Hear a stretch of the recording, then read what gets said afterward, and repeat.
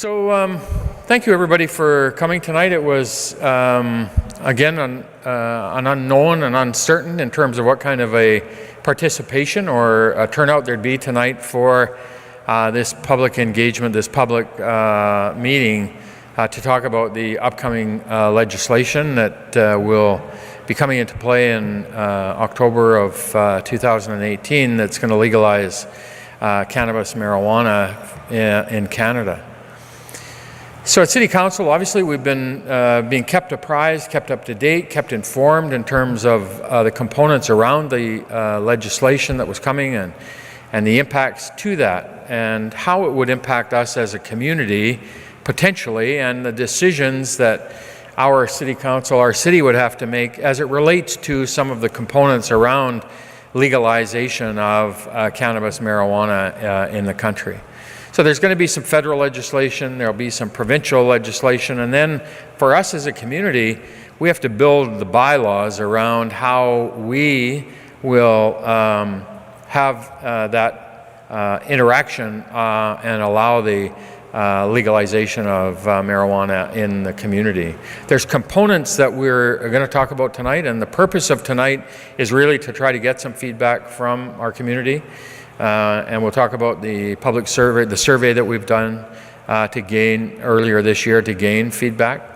But it really is about engaging in our community, and we'll talk about some of the timelines that we're facing as October 20th, October 17th is the date for the federal legislation to kick in terms of how those timelines for us as a city line up in terms of how we need to do the things we do for the bylaw that we put into place for moving forward with the legalization, and that's dispensaries, that's cultivation, that's public use, and all of those things, and we're going to talk about that tonight.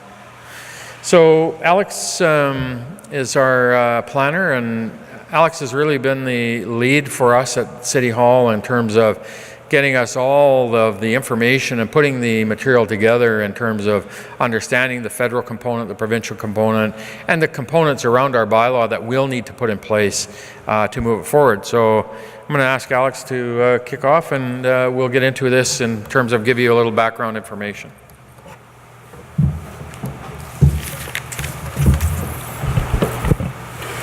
Good evening, and thank you for coming. So I'm just going to start with the history of cannabis in Canada.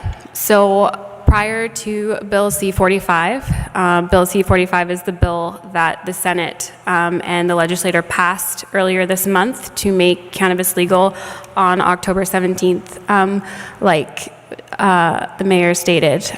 So prior to that, cannabis could be bought and sold, medical cannabis could be bought and sold online with a medical prescription. So the introduction of Bill C-45 will allow people to buy retail cannabis for consumption. And currently there are 111 authorized licensed producers who grow medical cannabis in Canada. So between the different levels of government, there's different levels of responsibility when it comes to cannabis. So the federal government deals with cannabis production. So they issue licenses for any large-scale cannabis production. And they also deal with possession limits, trafficking, advertising, and they've set the minimum age for cannabis consumption at 18, and the provinces have the ability to choose whether they'd like to raise that age. And then they issue all licenses for the cultivation of cannabis.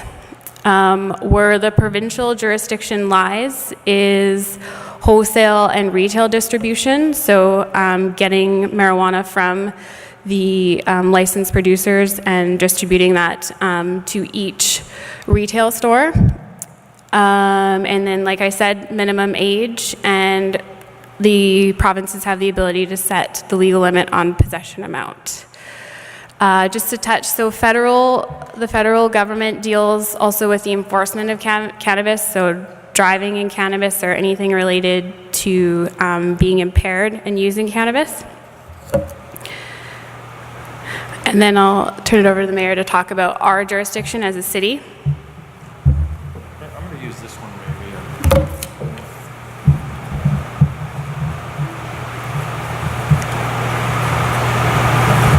So, nope.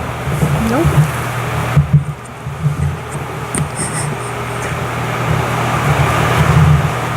I'll do it. So for us in the city then, the jurisdictional issues that we're going to be faced with is for dispensaries in terms of where you allow dispensaries in terms of locations. And then once you define that location within your community in terms of your official zoning and the zones in which you allow for dispensaries to be set up, you want to have buffers within that zone to, as an example, from schools or playgrounds and things like that.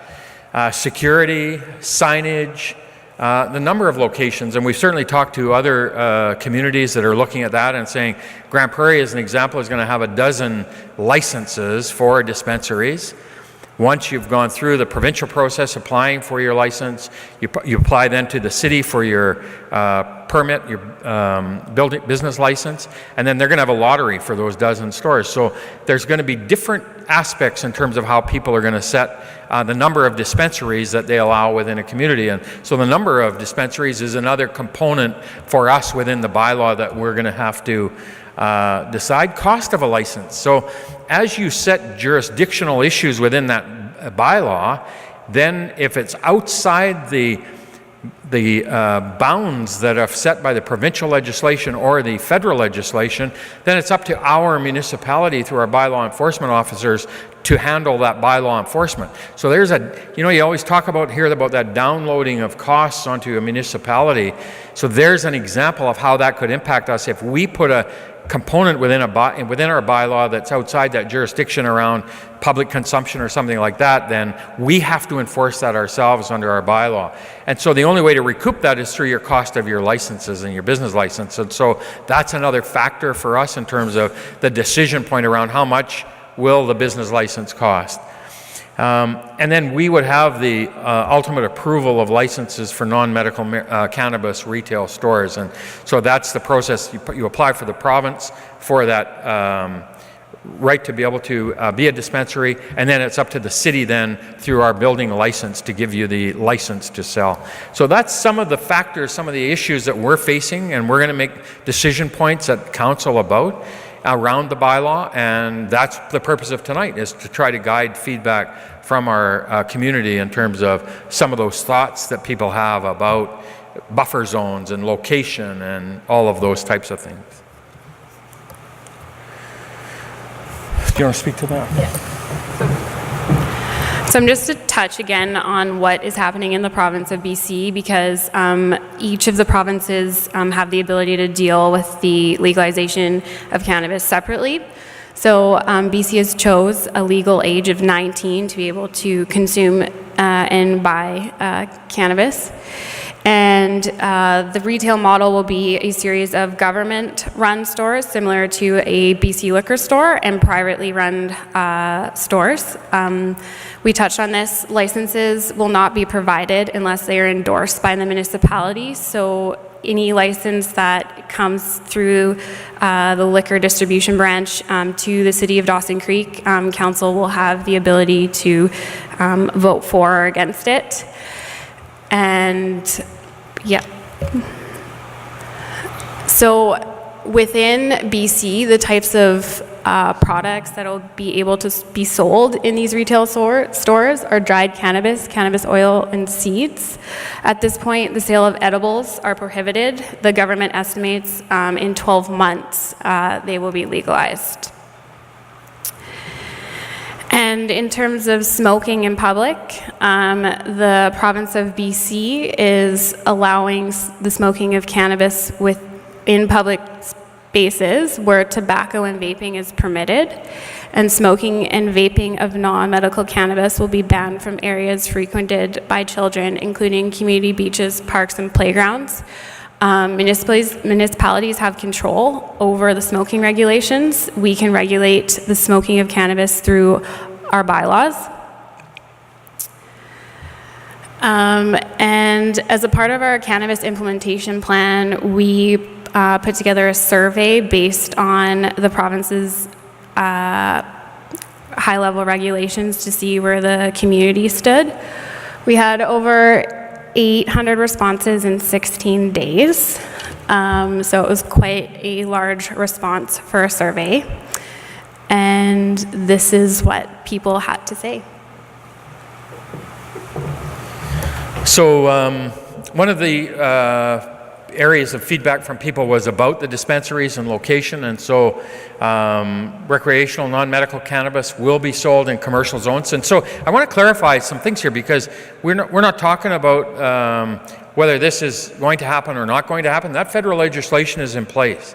And so this is going to happen. This is going to be legal on October 17th. And so these are the things that we're concerned with and are moving forward with. So non-medical cannabis will be sold in commercial zones. That's what we see, commercial zone C3. But we should have a buffer zone from within those areas, and that will be within 300 meters of schools or youth facilities or parks and playgrounds. And we're going to develop those regulations in conjunction with the province to allow the lounges or cafes where smoking or vaping of cannabis is permitted. And those regulations are now under consideration in the province. And so there's that whole aspect of smoking in a confined space or a public space like that. You have certain regulations around that. So the province are working on that. We're going to put that in place in our bylaw so that when that provincial regulation and regulation is in place, then we can adapt our bylaw to meet those requirements. But it's that first one for us is that kind of the first point about our zoning of where you're going to allow dispensaries, in which zones, and what types of setbacks do the public, do our community feel are appropriate for them, and how you situate and guide the development of your community. And it's exactly that, right? You have your zoning bylaw that allows the development of your community, and how you allow certain development, how you allow certain commercial activities within your community, and which zones. And that's exactly what this is just where do we allow it, and what kind of setbacks should be appropriate in your view and in our view in that bylaw.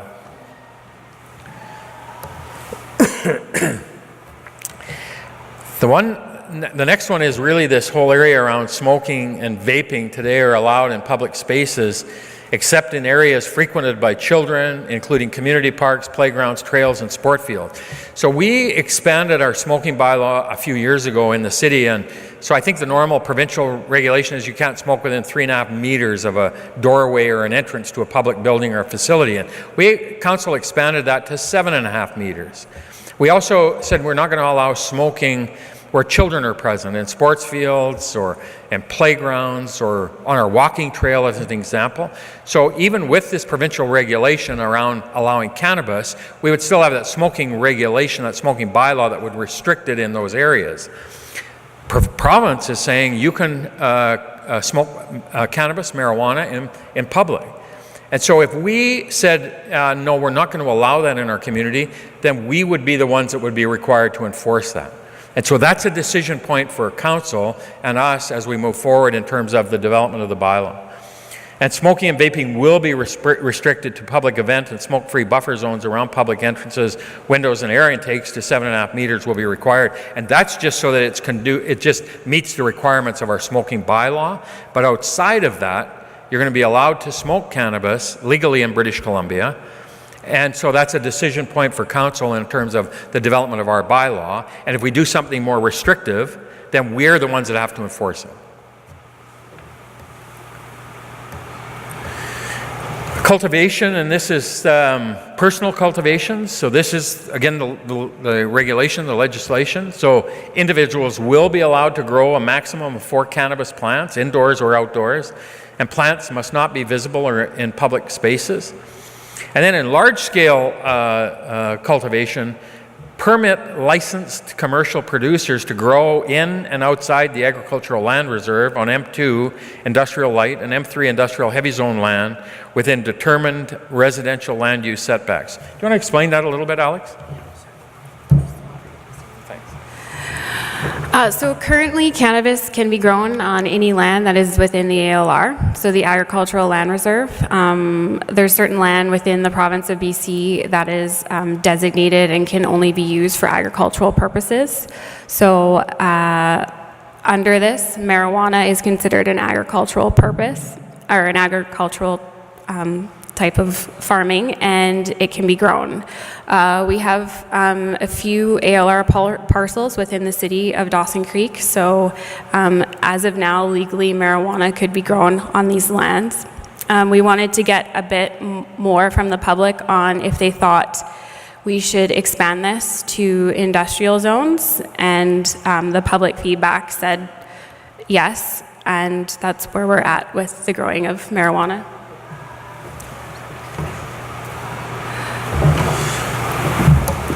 So now for us, next steps, there's a couple of things going to line up this fall in terms of, for us, within the municipal levels of government, and then meeting the timelines of the October 17th date. And so whatever we do, today you got to have this bylaw in place because today it's illegal. So you can't put anything in place today and enact anything or pass any bylaw that's an illegal process, which possession and all of that stuff is. So we have to have the bylaw in place for October 17th when the legislation, federal and provincial legislation, comes in place.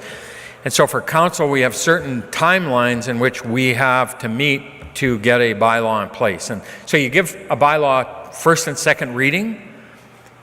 You allow then a public hearing on a bylaw because there's going to be some zoning components here as it relates to the use of commercial property. So we have to have a public hearing for that process. We only meet once in July and once in August in the summer months. So we've got a meeting on July 23rd, and then we'll have another one on August 20th. Legislation kicks in on October 17th. We got a municipal election on October 20th, and that kicks in September 20th. So where we're taking the next steps is at the July 23rd council meeting, staff, Alex and Duncan, our CAO, will bring forward the proposals of the feedback from these sessions and all of the other material, and give council that initial overview of the bylaw. Council will take that and put that into the results and start to formulate that direction to administration. We're going to set up another public session in the early August at the exhibition and fair to allow people to give more input into it, because we'll have the foundation of that bylaw in place by then after the July 23rd meeting. And that will give the public a little more opportunity to answer those questions. August 20th is when we will move forward with the first two readings of the bylaw on zoning, on public use, on cultivation, permit fees, all of those components around it, with the expectation that we'll be in place and ready to give it third and final reading. We'll have a public meeting after the August 20th meeting for the public hearing for the zoning. And then we'll probably, hopefully be in a position to give it third reading and adopt the bylaw by mid-September so that we're finished for the October 17th. We want to make sure we got that month and time to make sure we meet the deadlines and requirements for that.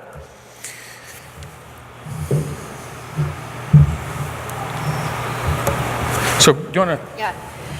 So in order to gain a little bit more public feedback on the topics we discussed, we prepared something that's called Adoptmocracy. So there's a bunch of charts at the back that have questions that we posed today, and you'll get a strip of 6 dots, and you'll be able to place whether you agree or you disagree with those regulations that we got from the survey. And then we will take that information and move forward for the July 23rd council meeting. So Tab is at the back there, if you could wave, Tab, and she will give you your list or some dots, and you can go and stick whether you agree or disagree with the items. So now, before we do that, I'd really obviously like to give anybody the opportunity that if you have questions or comments or input that you'd like to give to council. We've got Councillor Javetkov and Wilbur and Parslow here tonight, and really would encourage anybody that has questions or comments to please feel free to do that. I'd ask if you can go to the mic, because we are recording this tonight for people that weren't able to get here, and it will be posted on the city's website. So if you have questions, there's a mic up front here, and we encourage anybody to give us some input or ask your question. Bruce.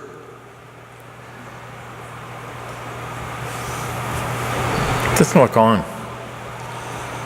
I thank everybody for coming out, and everybody to deal with what we're dealing with. But my question is just around cultivation within the city limits of Dawson Creek.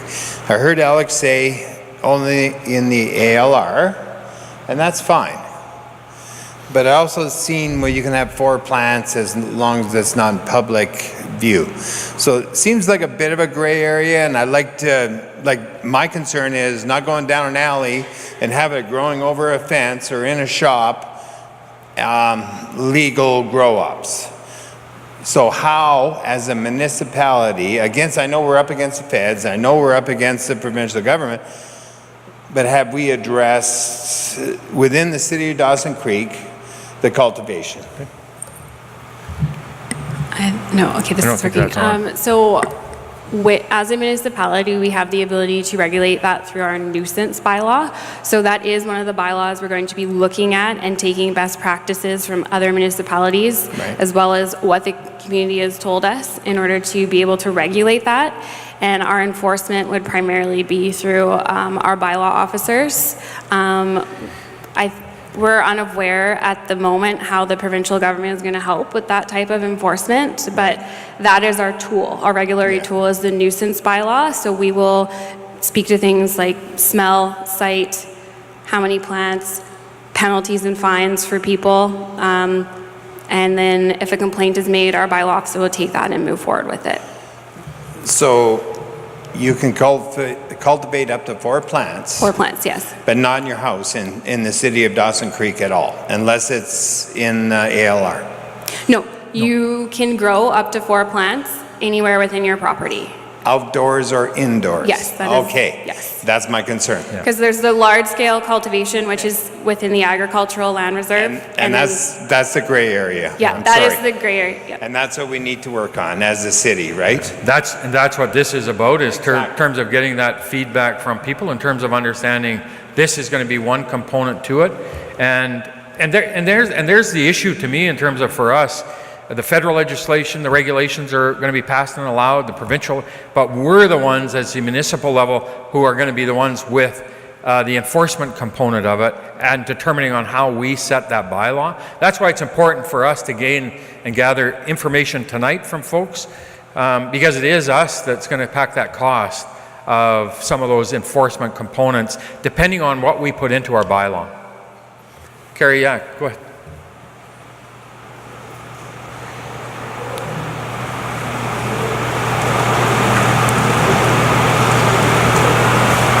Is it just for the industrial areas, or is it just in the city limits itself?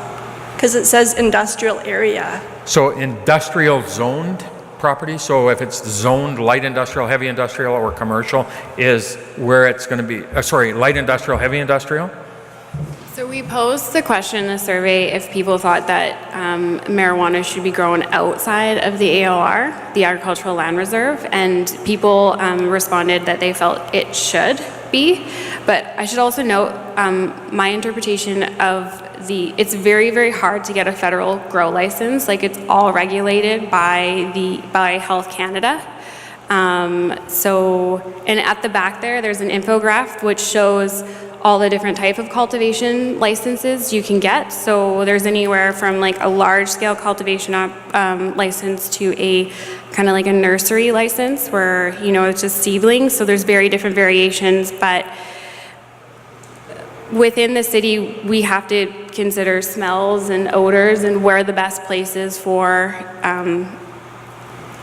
large scale operations, if they were to come, are. Okay, and also, do we have to go to Grand Prairie to get the license, or can we get it in Dawson Creek? Sorry, I just used Grand Prairie as an example of what they're doing. Oh, okay. Dawson Creek, we will have our own bylaw where somebody who wants to set up a dispensary would apply through the provincial body to get that authority, and then they come to the city of Dawson Creek for their business license to set up a dispensary in that zone that's approved by council through the bylaw. So we absolutely will be passing this bylaw that will allow for dispensaries in the community, and our decision point will be, where do we allow them, what kind of a buffer zone, what's the fee for it, those types of decisions. That's what we'll put into the bylaw. Okay, so you won't need a license to smoke it then? No. No? It's the federal legislation. The federal legislation is passing, making it legal in Canada to smoke marijuana, cannabis, recreational, and to possess up to 30 grams and grow 4 plants personally. Okay. Perfect, thank you guys. Yep. Walter.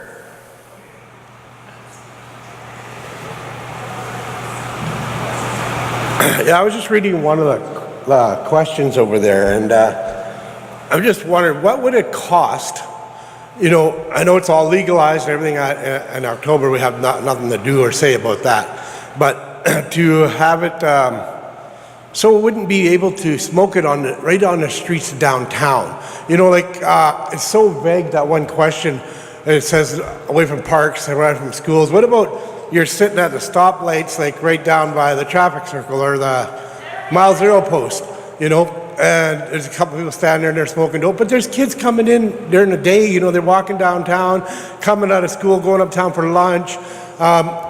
Would it cost a lot to actually regulate that so it wouldn't be, you know, you wouldn't be able to smoke it right downtown when you're in the streets, or like, especially where it's so much public people are there, and you know, it's more of a thing where you should be doing it at home anyway, you know, in your own yard, your own home or whatever, away from any influence from younger children, which is going to be out there anyway. You know, it's going to be hard to regulate and hard to stop.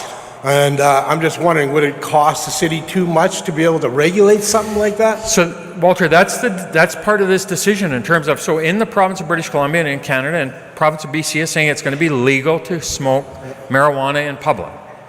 And so for the city of Dawson Creek, if we pass a bylaw that says, no, it's going to be illegal in our community to smoke cannabis, smoke marijuana in public spaces, then it's up to us as the city to enforce that bylaw. So we would then have the cost of hiring maybe additional bylaw enforcement officers. So that's a decision that council are going to have to make as we pass the bylaw to say, are we going to allow it or are we not going to? But you're still going to be affected by the smoking bylaw that it restricts you from smoking within 7.5 meters of a public entrance. So that takes you away from most of the downtown sidewalks. You're not allowed to smoke in a public park. So if you're at the soccer fields, you can't smoke on the soccer fields where children are present.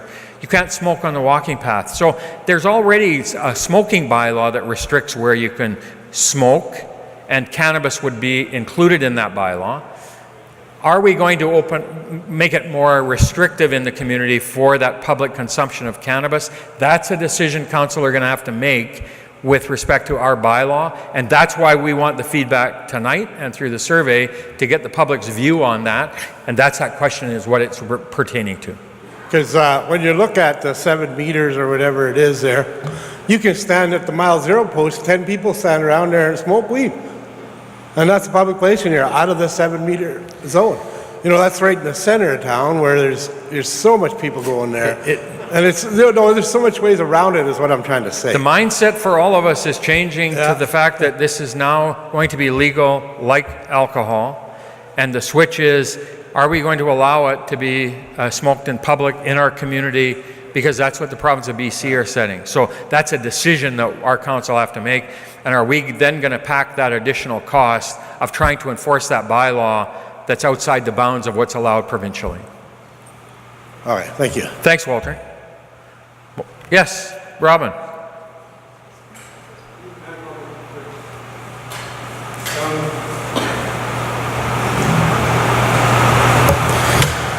I have 2 questions. How long does it take to get a business license? Sorry? How long does it take to get a business license? No, I'm not going. The other question is, how are the city and RCMP going to deal with the level of impairment? when it comes to driving.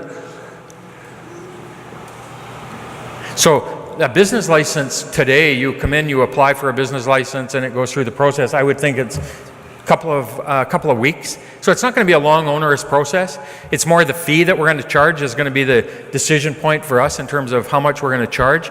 The aspect in terms of impairment and the provincial and federal jurisdiction as it relates to impairment when you're operating a motor vehicle is outside the responsibility and jurisdiction and accountability for the city. So I'm not going to get into that because we have enough stuff that we're going to have to deal with without trying to get into areas that are federal or provincial jurisdiction. So I can't answer that question for you because it's going to be outside the bounds of what we're responsible for. Okay, I'll stand neutral on that one, but I'm concerned about my safety or at night when people are getting... Yeah, I think impaired driving, whether it's through sleep, whether it's through alcohol, whether it's through cannabis, is a big concern for all of us, and we want to make sure that our streets and roads are safe. So I'm happy to have you come up to the mic as soon as we're done. And so that's a concern for all of us, and we want to make sure that our roads and streets are safe for driving, whatever the impairment may be. Okay, thank you. Thanks, Robin.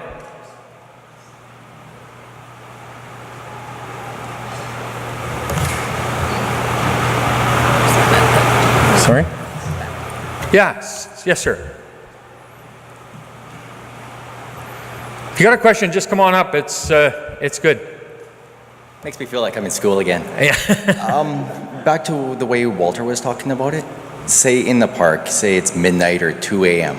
If somebody walks through like Kin Park and decides to get high, would they actually get fined for that since there's no children around at that time?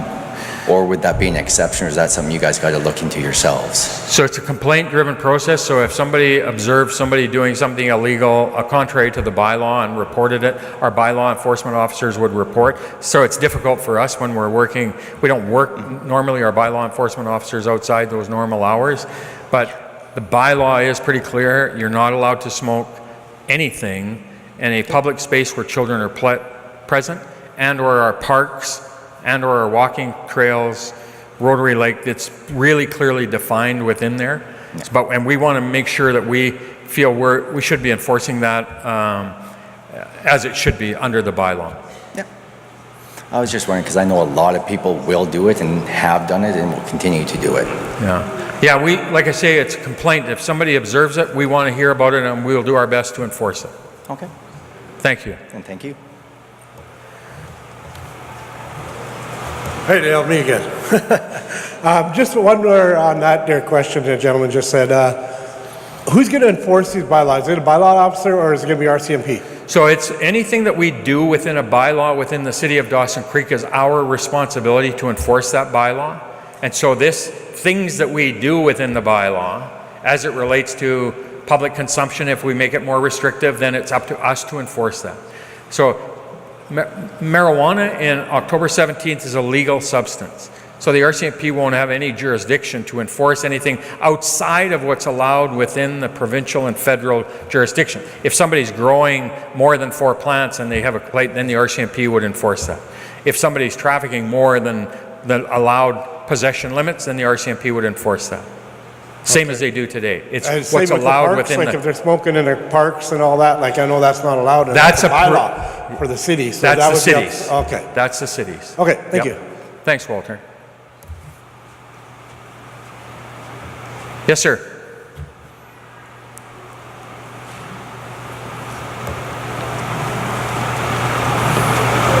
Hello?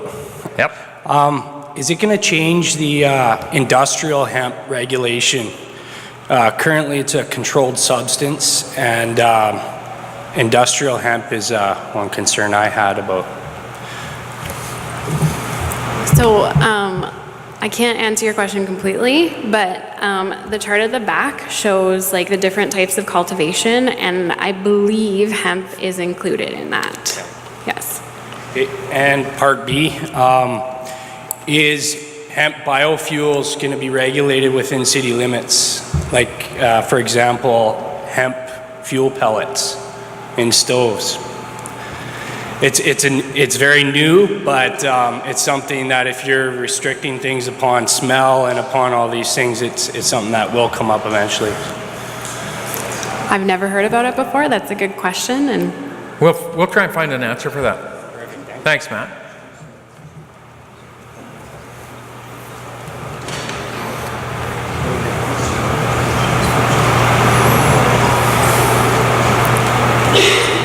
Hi there. Hello. Thank you for the opportunity. I hear that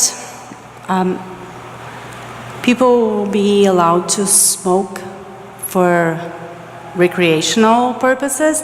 My question is, from 8 to 7, when our kids are going to school, coming from school, going to sports, coming back from sports, 7:30 they're in bed, 8 o'clock, or they're home. Is that recreational time? Are they, the 300 meters, the parks that already don't work with cigarettes? How can we talk to someone that is already high, say, oh, sorry, you cannot smoke your special cigarette here? Yes. If they don't listen smoking a cigarette, I doubt they will just stop smoking their weed, because a parent that probably have nothing better to do than spend time with their kids come to them and say, sir, we're just enjoying our time here.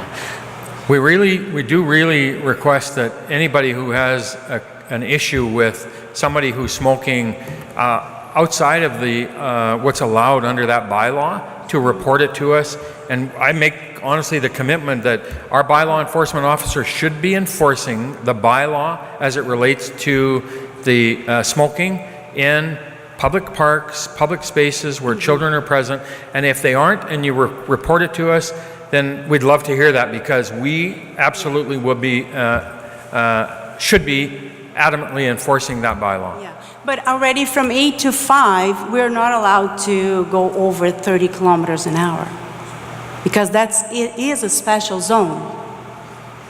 So why 8 to 5 or 8 to 7 should not be time considered for our kids to go freely in our town? And not consider as, because you're off and you want to smoke, go smoke at your home. Because our kids should be free to come and go in our town. That's my question. Is that a time that you should be enjoy yourself in the middle of our town when the kids are coming and going?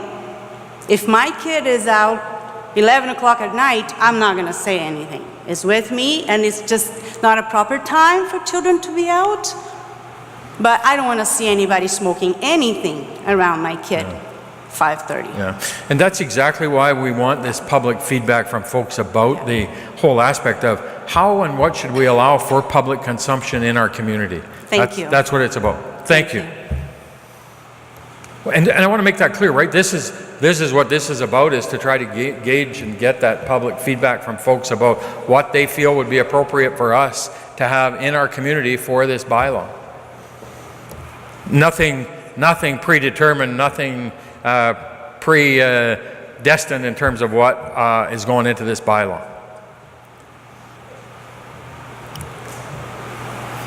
Good evening. Good evening. How are you? Good. My concerns are more for the distance from the schools. I think it should be more regulated, something more like the liquor stores, where they're, you know, the 1 kilometer from each other, 1 kilometer from schools. I mean, they're already highly regulated from the government. They have criminal record checks, they have 19 and over, all this kind of stuff. So my question is more to where the dispensaries are going to be located.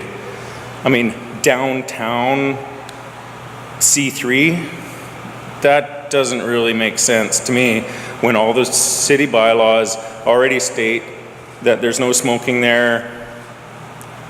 You can't even walk down the sidewalk and be able to have a cigarette. So why should there be a dispensary on the corner in that heavily populated zone? Yeah. Now I can see more for the C5s or the outskirts of town where the light industrial might be, the lighter. You're not going to get that walking public transportation, right? Yeah. You're going to be away from the school zones. You're going to be away from everything. So that was basically my point. Good. All right. Thank you. Thank you. Appreciate it.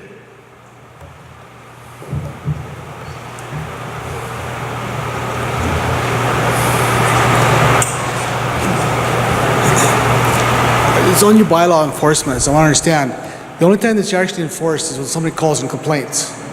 Is that what you understand? Yeah. We have 2 bylaw enforcement officers, and No, so no, that's my question.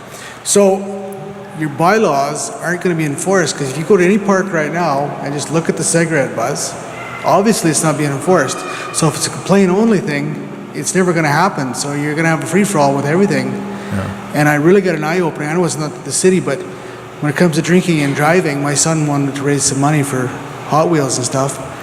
I was picking up a garbage bag every half mile in the ditch. So there's even a federal law or French law that's not even working. So your bylaw enforcement of no smoking where you're not supposed to isn't going to work if somebody's going to complain because either people aren't complaining or it's not being acted upon in the first place. yeah. So like the whole bylaw system isn't working. Yeah. Okay. Thank you.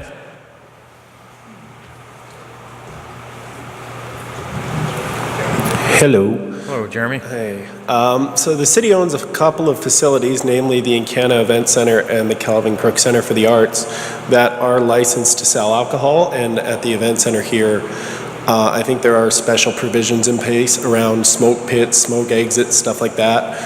Has the city begun formulating a policy on giving direction to the people managing those facilities on how they should be? Because I know in my previous life here, when the 7.5 meter smoking bylaw was passed, that created some safety issues around having people too far away from lit areas outside. So what are you guys, are you dealing with that as it comes? And the second part of that would be, what are you looking at with respect to commercialize or revenue generation as edibles become legal? What kind of direction are you giving to the Encana Event Center and the Calvin Crook Center for the Arts around monetizing those? Yeah, we haven't had any, so the second one first, we haven't had any discussion about the edibles because that's a year out for the federal government. And so how that impacts and what that legislation looks like for us will then, the bylaw and how we deal with that will come once that federal legislation kicks in. As it relates to anything around the smoking of recreational cannabis in the future, that's what this is about, right? In terms of how are we going to deal with the public use of cannabis in our community, and then if we have circumstances like the Encana Event Center or other facilities that are make it more difficult to have that enforce that 7.5 meter zone, what does that look like and how do we build that into the bylaw? So nothing right now is in a bylaw that says we're either going to allow it or restrict it. We're just trying to seek feedback to help formulate that bylaw. Great, thank you. Thanks, Jeremy.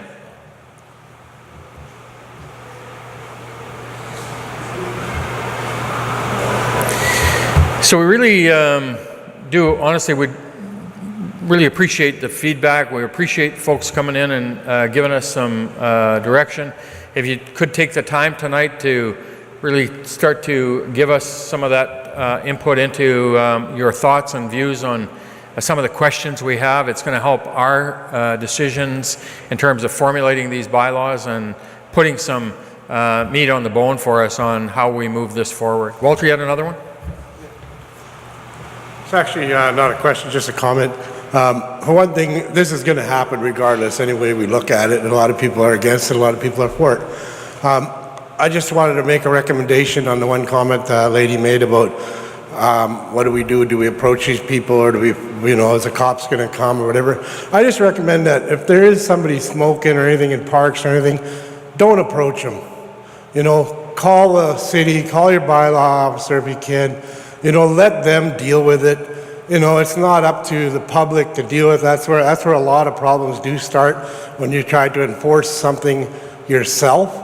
The best thing to do, I recommend, is call the city. Move if you have to a different spot. but don't approach them. Thanks, Walter. So thank you, everyone. Again, tonight was just an opportunity to try to give you some information in terms of where council's at, what we're doing, how we're trying to move this forward, and putting a bylaw in place that's going to allow for us to meet that new legislation that's coming October 17th and gain the input from our community in terms of how we build that bylaw. And we really appreciate the feedback, we really appreciate the input, and if you would help us and take some time to give us some of those specific recommendations that you feel in terms of how we should view that stuff, we'd appreciate your time, and thank you all for coming out tonight. Thank you.